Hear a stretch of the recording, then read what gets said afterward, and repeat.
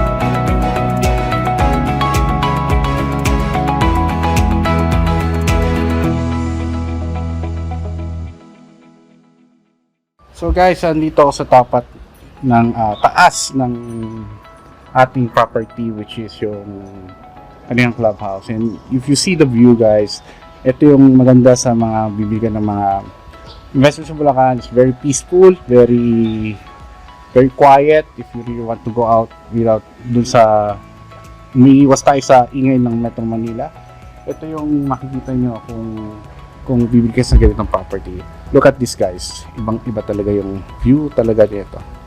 And you see, guys, yun, no? Ganda. Ganda ng property natin. So, papakita ko yung view na nakikita ko, guys. Is one of the best views na nakikita ko sa Bulacan. Very peaceful, mahangin pa.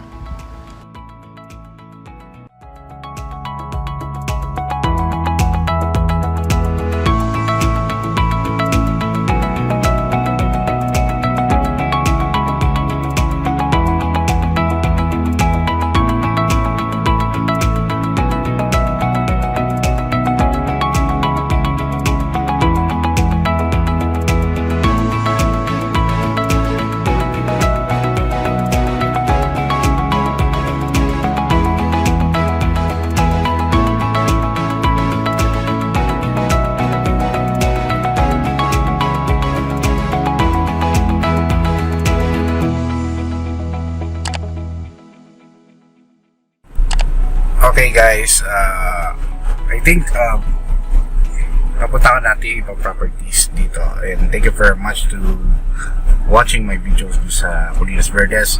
Lots ang binibenta namin dito. You can contact me. I'll provide you my number on the screen. And please subscribe to my channel.